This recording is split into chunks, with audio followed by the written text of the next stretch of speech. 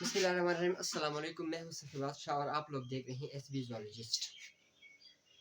आज हम इंशाल्लाह बायोकेमिस्ट्री का चैप्टर स्टार्ट करने जा रहे हैं, लेकिन इससे पहले हम थोड़ा सा बायोकेमिस्ट्री को देखते हैं कि व्हाट इज़ बायोकेमिस्ट्री। तो बायोकेमिस्ट्री बायोलॉजी की एक ऐसी ब्रांच है जिसमें हम उन केमिकल रिएक्शन का मुताला करते हैं जो कि लिविंग ऑर्गेनिज्म में अक्कर होती है।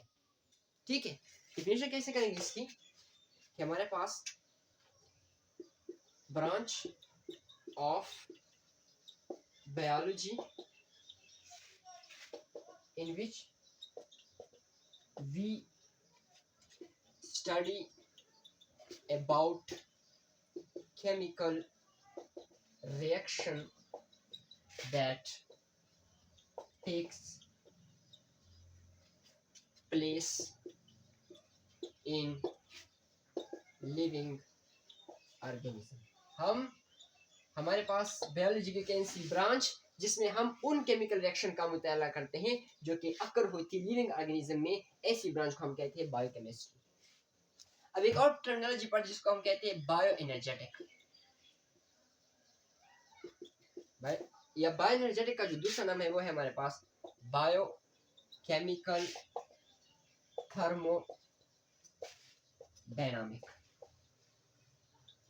ठीक है, अब बायो एनर्जेटिक या बायोकेमिकल थर्मोडायनामिक, इस बायो एनर्जेटिक में हम बायोकेमिकल रिएक्शन में जो एनर्जी चेंजेस आती है उनकी स्टडी करते हैं। अब एनर्जी चेंजेस का मतलब क्या? एनर्जी चेंजेस का मतलब ये है कि बायोकेमिकल रिएक्शन में एनर्जी कैसे ट्रांसफर होती है, कितनी ट्रांसफर होती है, किस तरह ट्रांसफर होती है, और यूटिलाइजेशन का मुताला करती है कि हमारे पास बायोकेमिकल रिएक्शन में कैसी एनर्जी यूटिलाइज होती है, कितनी एनर्जी यूटिलाइज होती है। तो इन सारी स्टडी को मींस इन सारी एनर्जी चेंजेस की स्टडी जब हम बायोकेमिकल रिएक्शन में करते हैं उसको हम कहते हैं बायो एनर्जेटिक। तो हमारे पास क्या है? Study of energy changes. अब एनर्जी चेंजेस का मतलब क्या है? Transfer and utilization. ठीक है, इन बायोकेमिकल रिएक्शन।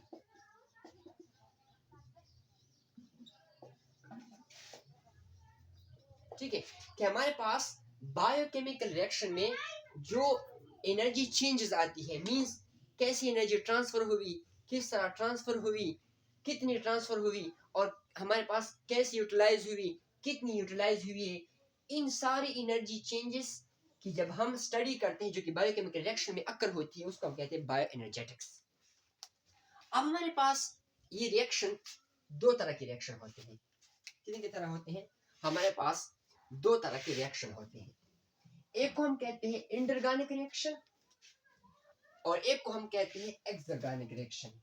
हमारे पास एक्सऑर्गेनिक रिएक्शन क्या होता है और इंटरऑर्गेनिक रिएक्शन क्या होता है।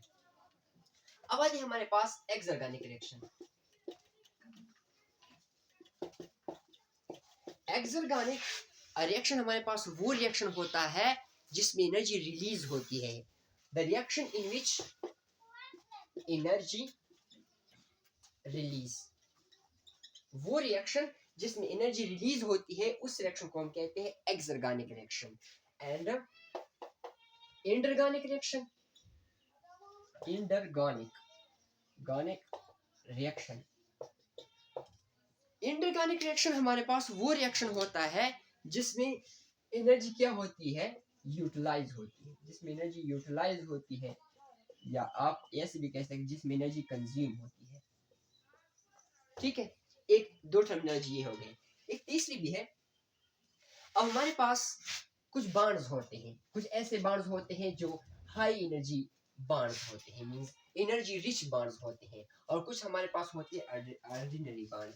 अब हमारे पास एनर्जी रिच बॉन्ड किसे कहते हैं और एनर्जी और ऑर्डिनरी बॉन्ड किसे कहते हैं? ठीक है, ऑर्डिनरी। अब ये हमारे पास एनर्जी रिच बॉन्ड और हमारे पास ऑर्डिनरी बॉन्ड।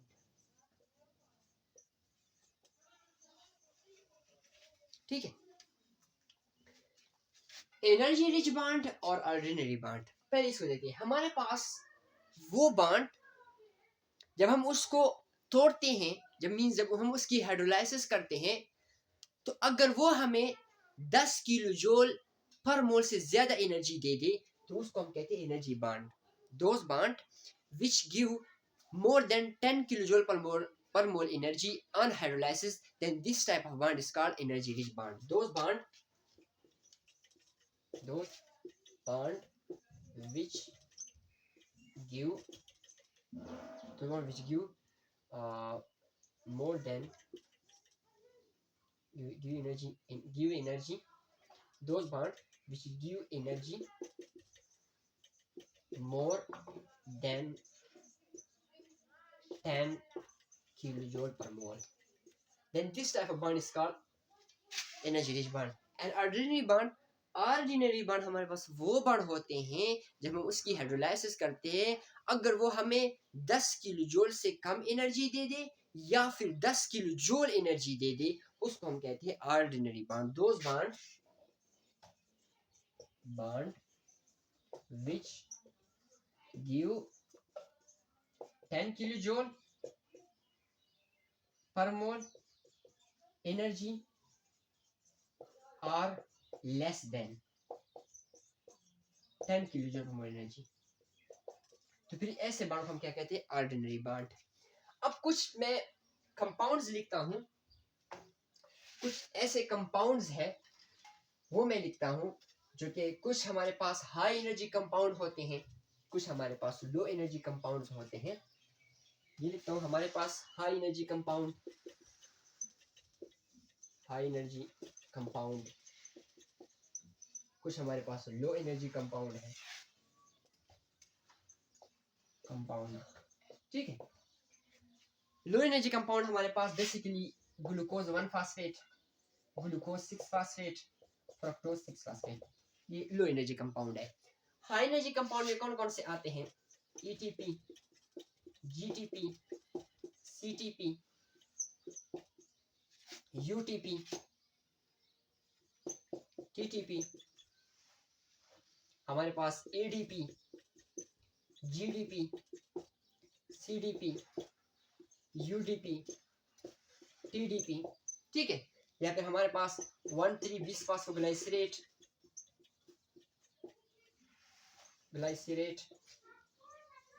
या फिर हमारे पास फास्फोक्रिएटिन, या फिर एसिटाइल कोएंजाइम ए, ठीक है। हमारे पास और भी इस तरह के कंपाउंड है, फॉस्फोइनोल पायरुवेट, तो ये हमारे पास कुछ कंपाउंड्स मैंने लिखे हैं फॉर योर इंफॉर्मेशन के हाई एनर्जी कंपाउंड्स ये वाले कंपाउंड्स हैं, एक्सेट्रा और भी हो सकते हैं। और हमारे पास लो एनर्जी कंपाउंड ये वाले कंपाउंड और भी हो सकते हैं, ठीक है। तो ये हमारे पास था बायोकेमिस्ट्री के मुतालिक कुछ टर्मिनोलॉजीज पढ़ी।